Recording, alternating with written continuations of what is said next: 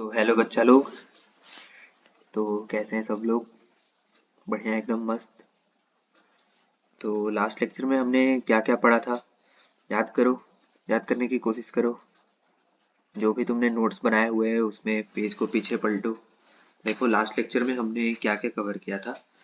तो last lecture में हमने एक दो प्रॉपर्टीज को देखा था, और सेकेंडली हमने कुछ एक्सप्रेशंस को सॉल्व करके देखा था।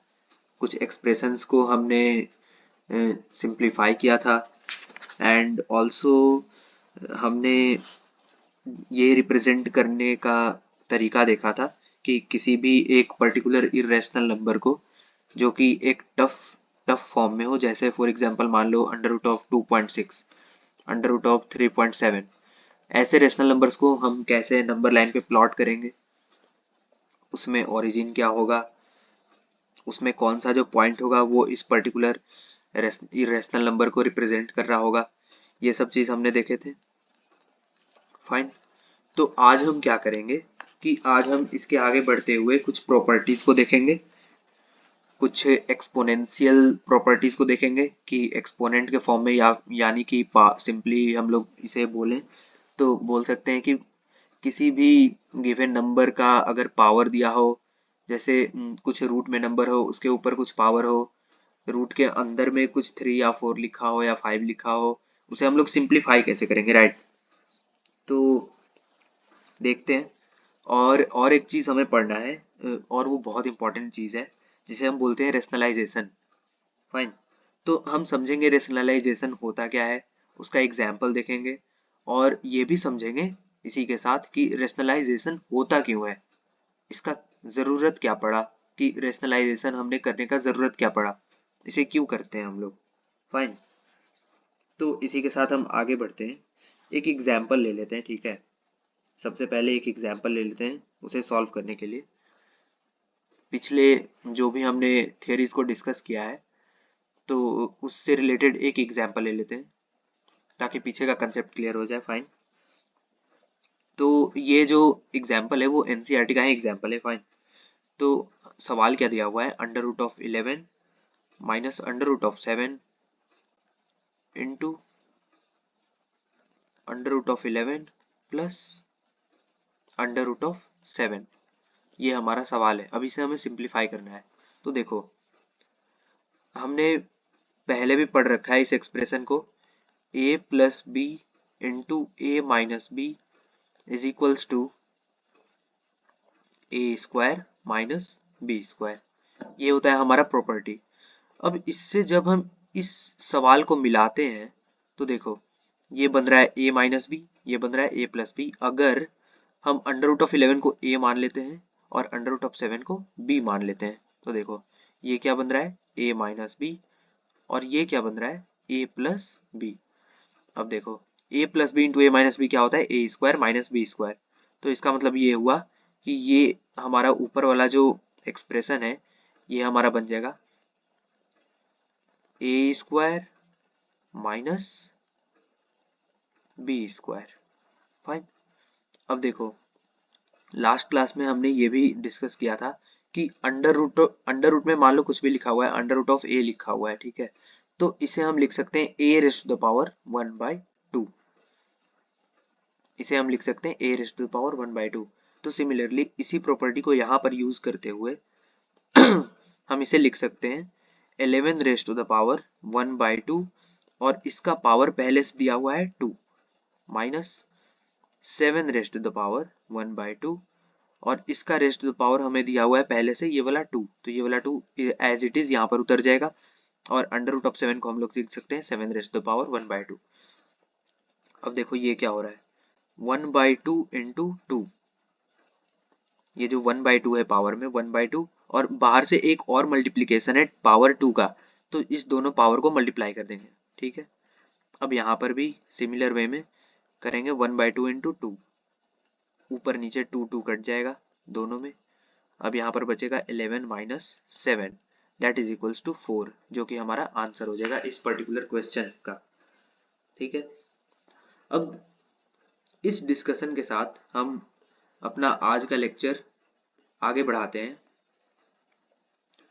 और आज के लेक्चर में हम देखेंगे कि रेशनलाइजेशन क्या होता है और उसे क्यों यूज करते हैं।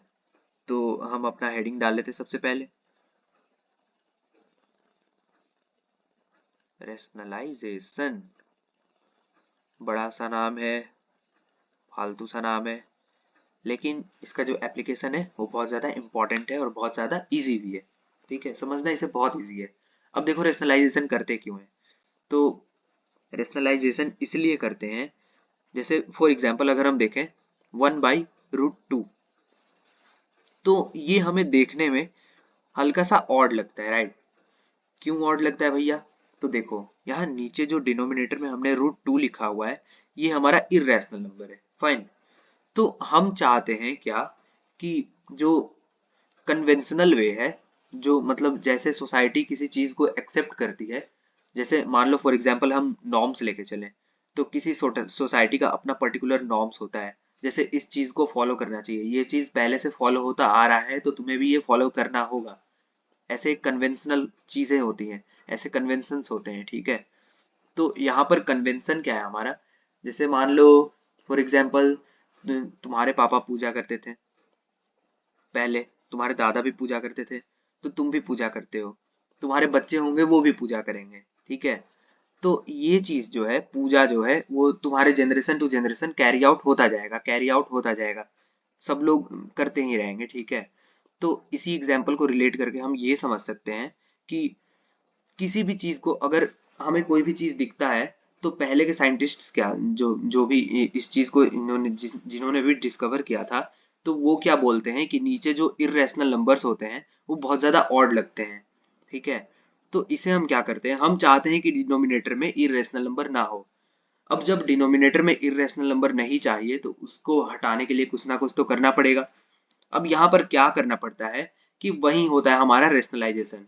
अब रेशनलाइजेशन क्या होता है कि इर्रेशनल नंबर, देखो इसके नाम में ही छुपा हुआ है रेशनल, इसके नाम में ही छुपा हुआ है रेशनल। इर्रेशनलाइजेशन मतलब, रेशनलाइजेशन मतलब क्या होता है कि किसी भी पर्टिकुलर इर्रेशनल नंबर को रेशनलाइज करना, उसे रेशनल बनाना, फाइन। अब उसे रेशनल कैसे बनाएंगे, तो इसे एक्चुअली में हम रेशनल बनाते नहीं हैं, लेकिन क्या करते हैं, इसके डिनोमिनेटर को हम लोग रेशनल बना देते हैं। अब वो कैसे करते हैं भैया, जैसे हमने यहाँ पर एग्जांपल लिया 1/√2। अब देखो इसे क्या करेंगे, ऊपर भी 1/√2 से मल्टीप्लाई कर दो, √2 से मल्टीप्लाई कर दो, और नीचे भी √2 से मल्टीप्लाई कर दो। अब √2 इंटू 1 क्या बना, √2। और पीछे हमने लास्ट लेक्चर में अपना पढ़ रखा था कि √2 इंटू √2 क्या बनता है, 2। कैसे भैया, तो देखो हमने पढ़ा था √a इंटू √b अगर लिखा हुआ है तो होल अंडर रूट लगाएंगे और a और b दोनों को मल्टीप्लाई करके यहाँ पर लिख देंगे, a इंटू b, ठीक है। तो यहाँ पर हमने क्या किया, बड़ा सा रूट लिया, इस दोनों नंबर को मल्टीप्लाई करके अंदर लिख दिया, 2 into 2 that is equals to √4 that is equals to 2। तो ये प्रॉपर्टी हमने पिछले क्लास में देख रखा था कि अगर दो सेम इरेशनल नंबर्स को मल्टीप्लाई करते हैं तो अंदर जो नंबर है वही निकल के हमारा रिजल्ट आता है, फाइन। तो हमारा बन गया √2 into √2 that is equals to 2। तो हमारा ये जो नीचे वाला डिनोमिनेटर को अगर हमने मल्टीप्लाई किया तो ये बना हमारा 2।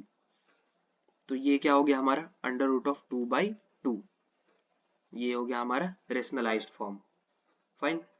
अब देखो दूसरा करते हैं, दूसरा एग्जाम्पल लेते हैं, एक अच्छा सा एग्जाम्पल लेते हैं। तो यहाँ पर दिया हुआ है 1/7 प्लस 3√2। अब इसे हमें रेशनलाइज करना है।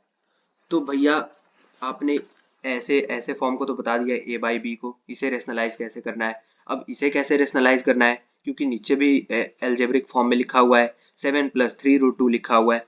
अब देखो इसे कैसे करेंगे, 1/7 प्लस 3√2 ये दिया हुआ है। अब देखो यहाँ पर जो भी साइन है, ये वाला जो भी साइन है, इसका जस्ट अपोजिट साइन हम यहाँ बीच में यूज करेंगे, ठीक है। देखो कैसे यूज करेंगे, 7 माइनस 3√2, यहाँ पर 7 प्लस 3√2 था, हम यहाँ पर लिखेंगे 7 माइनस 3√2 डिवाइडेड बाय 7 माइनस 3√2। अब ऐसे क्यों लिख रहे हैं हम लोग, 7 माइनस 3√2 डिवाइडेड बाई 7 माइनस 3√2। अब देखो किसी भी दो नंबर को डिवाइड करेंगे जो नंबर सेम है, जैसे मान लो a को a से डिवाइड करते तो आंसर क्या आता है 1 आता है, 2 को 2 से डिवाइड करते हैं आंसर क्या आता है 1 आता है, 3 को 3 से डिवाइड करते हैं आंसर क्या आता है 1 आता है। सिमिलरली मान लो ये इस पूरे नंबर को अगर हम b मानते हैं तो नीचे वाला नंबर भी b होगा, और b को b से डिवाइड करेंगे तो आंसर क्या आएगा 1। इसका मतलब क्या हुआ कि किसी भी नंबर को हम लोग 1 से मल्टीप्लाई कर रहे हैं, किसी भी x नंबर को हम लोग 1 से मल्टीप्लाई कर रहे हैं तो आंसर क्या आएगा हमारा x ही आएगा। तो इसको मल्टीप्लाई करने से इस पे एज इट इज कोई फर्क नहीं पड़ रहा, ठीक है, तो इसीलिए हम इसे ऐसे रेशनलाइज करते हैं। अब देखो आगे बढ़ते हैं। अब देखो क्या करेंगे, यहाँ पर ऊपर वाला तो एज इट इज मल्टीप्लाई हो जाएगा क्योंकि यहाँ पर 1 लिखा हुआ है, तो वो हो जाएगा 7 माइनस 3√2। अब नीचे क्या बनेगा, नीचे हमारा बनेगा 7 प्लस 3√2 इंटू 7 माइनस 3√2। ये हमारा बना नीचे। अब इसे हम सॉल्व करेंगे, ऊपर तो एज इट इज उतरता ही जाएगा। अब नीचे देखो, इसे ऑब्जर्व करो, ये अगर हम a मानते हैं और इसको अगर हम b मानते हैं तो यहाँ पर ये जो एक्सप्रेशन है ये है a प्लस बी, और ये वाला एक्सप्रेशन जो बनेगा हमारा वो बनेगा हमारा a minus B, a minus B, ये वाला देखो, इसे ऑब्जर्व करो। अगर हम 7 को a मानते हैं, 3√2 को b मानते हैं, तो यहाँ पर लिखा है 7 प्लस 3√2, यहाँ लिखा है 7 माइनस 3√2, तो ये क्या बनेगा a प्लस बी, ये बनेगा a माइनस बी। अब a plus B into A minus B क्या होता है भैया, a plus B into A minus B. अब ये तो आप लोग जानते हो क्या होता है, ये होता है a square minus B square. अब इसे अगर हम सॉल्व करते हैं तो यहाँ पर a हमने माना था 7 को, तो ये बनेगा 7 स्क्वायर माइनस, और b माना था 3√2 को, तो ये हो जाएगा 3√2 का स्क्वायर। ठीक है, ऊपर एज इट इज चलता जा रहा है भैया, तो उसे एज इट इज लिखते जाएंगे। अब 7 का स्क्वायर क्या होता है 49, और 3√2 का स्क्वायर क्या होता है। अब इस दोनों चीज को हमें मल्टीप्लाई करना है। अब देखो क्या करेंगे, जब भी ऐसा मल्टीप्लीकेशन आएगा तो ये जो रेशनल टर्म है उस दोनों को मल्टीप्लाई करके लिखो, तो 3 इंटू 3 क्या होता है 9 होता है, और जो भी इरेशनल टर्म है उसे अलग से मल्टीप्लाई करके लिखो, तो √2 इंटू √2 क्या होता है। अभी हमने ऊपर देखा √2 इंटू √2, अगर दो सेम इरेशनल नंबर को मल्टीप्लाई किया जाता है तो उसके रूट के अंदर में जो नंबर लिखा होता है वही उसका एक्चुअल रिजल्ट होता है, तो √2 इंटू √2 बन गया हमारा 2। अब 9 को हम मल्टीप्लाई कर देंगे 2 से, डेट इज इक्वल्स टू 18, तो ये हो जाएगा हमारा 18।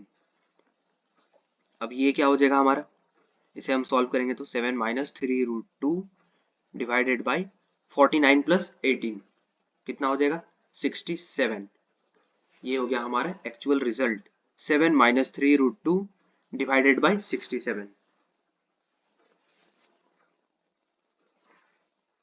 जस्ट अ मिनट, ये था यहाँ पर हमने एक गलती कर दिया है, ये था हमारा माइनस, सॉरी ये हमारा था माइनस, प्लस नहीं था, यहाँ पर देखो माइनस साइन लगा हुआ है, सॉरी सॉरी, तो इसे सुधार लेते हैं हम। तो 49 में से अगर हम 18 को घटाते हैं तो ये हमारा बनता है 31, फाइन, तो ये हो जाएगा हमारा आंसर 7 माइनस 3√2 डिवाइडेड बाई 31, ये हो गया हमारा रिजल्ट। अब देखो एक और एग्जाम्पल लेते हैं इसे समझने के लिए, ठीक है, आज का लेक्चर छोटा होने वाला है, ठीक है, क्योंकि इसके बाद और 2-3 प्रॉपर्टीज है और उसके बाद हम इस पूरे चैप्टर को वाइंड अप कर देंगे, 5 लेक्चर में सारा चैप्टर हमारा सॉर्ट आउट हो जाएगा। देखो छोटे छोटे से लेक्चर्स हैं, आराम आराम से नोट्स बनाओ, आराम आराम से पढ़ो, क्वेश्चन सॉल्व करो, एनसीईआरटी के सारे क्वेश्चंस लगाओ, all the examples including all the questions in the exercises. अगर तुम्हें एक्स्ट्रा बुक यूज करना है तो तुम आर डी शर्मा यूज कर सकते हो, आर एस अग्रवाल यूज कर सकते हो, ठीक है।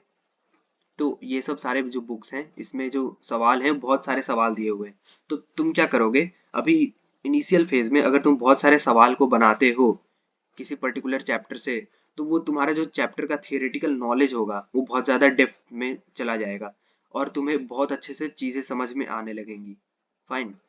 तो क्या होता है कि जिस चीज को हम ज्यादा प्रैक्टिस करते हैं वो चीज हमें एक टाइप से याद हो जाता है। अगर एग्जाम्पल में देख लो, जैसे तुम लोग स्कूल में हो तो तुम हर दिन प्रेयर करते होगे, राइट? तो बचपन में लगता होगा कि अरे यार इतना बड़ा प्रेयर है, इतना बड़ा, मतलब इंग्लिश में इतना एक पेज का प्रेयर है, कैसे याद होगा, कैसे बोलते होंगे, जैसे जनगण मन होता है हमारा। अब ये हमें कैसे याद है? क्योंकि हम इस चीज को बचपन से प्रैक्टिस करते आ रहे हैं। तो ये चीज क्या होता है, हमें बहुत अच्छे से याद होता है, हर एक लाइन हर एक वर्ड अच्छे से हमें याद हो जाता है। तो यही चीज है हर सब्जेक्ट के साथ, not only with maths, this is applicable to all the subjects. Fine. तो यहाँ पर अगर तुम मैथ्स को देखते हो तो मैथ्स में क्या है, कुछ थोड़ा सा थियरी है, उसे अगर समझ लेते हैं, फॉर्मूलाज को अगर समझ लेते हैं, उसके बाद क्या करना है, हमें सवाल लगाना है। अगर हम अच्छे से क्वेश्चंस प्रैक्टिस कर लेते हैं, उसके बाद कुछ भी नहीं करना है, चिल करना है अपना। फाइन। तो देखो एक और एग्जांपल लेते हैं रेशनलाइजेशन का।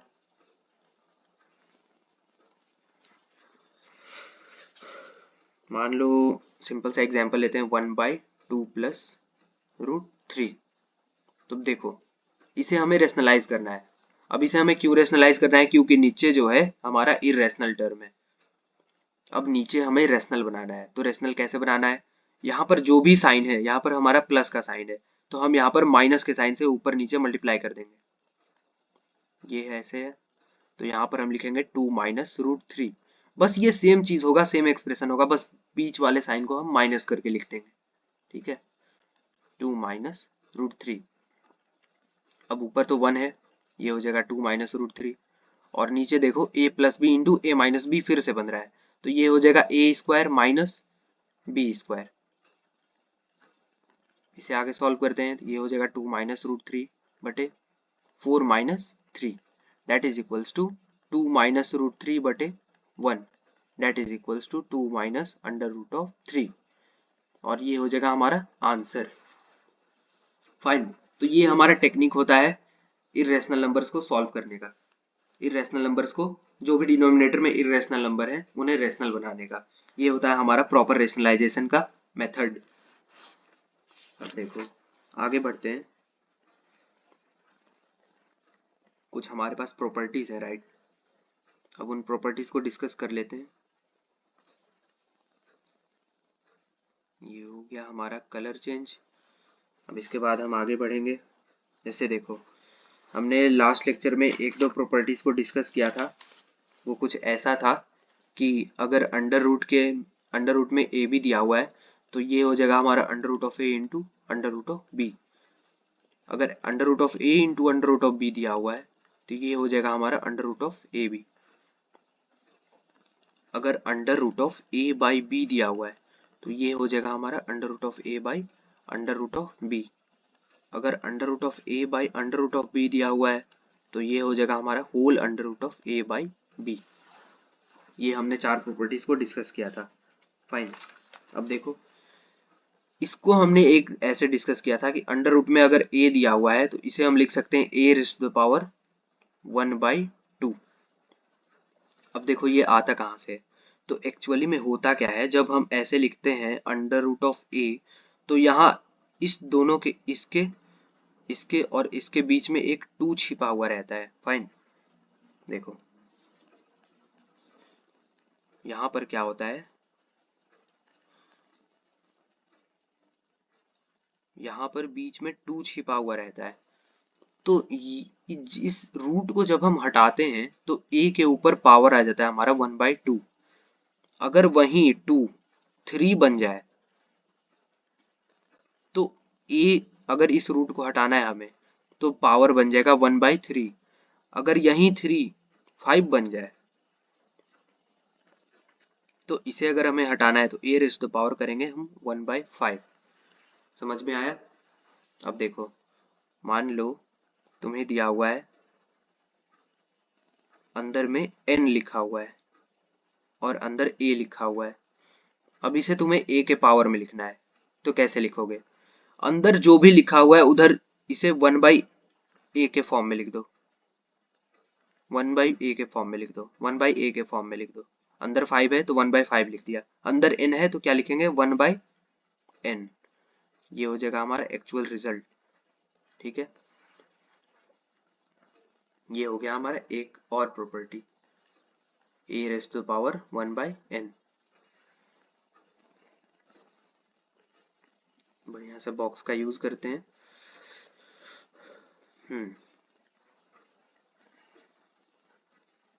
जस्ट अ मिनट, ये हो गया हमारा और एक प्रॉपर्टी, ये हो गया हमारे 4 और प्रॉपर्टी। ठीक है, अब इसके बाद हम आगे बढ़ते हैं और प्रॉपर्टीज की तरफ हम आगे बढ़ते हैं। जब तो मान लो तुम्हें ऐसे दिया हुआ है e raise to the power n into e raise to the power m। ठीक है, यहाँ पर क्या है, तुम्हारा बेस सेम है और पावर डिफरेंट है। पावर यहाँ पर n है, यहाँ पर m है, तो इसे हम कैसे लिखेंगे, a raise to the power n plus m। ठीक है, अगर एक एग्जांपल लेते हैं, a raise to the power 2 plus नहीं सॉरी, प्लस तो होगा ही नहीं, मल्टीप्लाई होगा, a raise to the power 5। देखो बेस सेम है यहाँ पर, तो पावर को क्या करेंगे, सिंपली ऐड कर देंगे, 5 और 2 क्या होगा 7, तो ये बन जाएगा हमारा a raise to the power 7। ये हो गया हमारा और एक प्रॉपर्टी।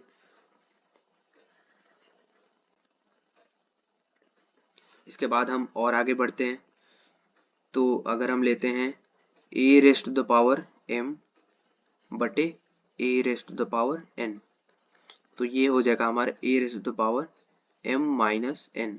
अब यहाँ पर देखो क्या है, बेस सेम है और पावर डिफरेंट है, पावर m है यहाँ पर और पावर डिनोमिनेटर में a raise to the power n है, m और n डिफरेंट है, तो a raise to the power m minus n लिखेंगे इसको।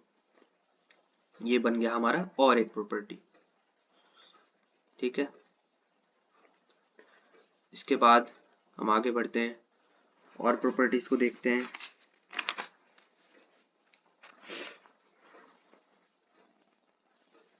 अब मान लो इस प्रॉपर्टी को हमने ऑलरेडी पढ़ रखा है, जैसे हमने ऊपर सॉल्व करने में भी इसे यूज कर रखा था। a raise to the power m है और इसका पावर n है, तो इसे हम लिखेंगे a raise to the power m into n।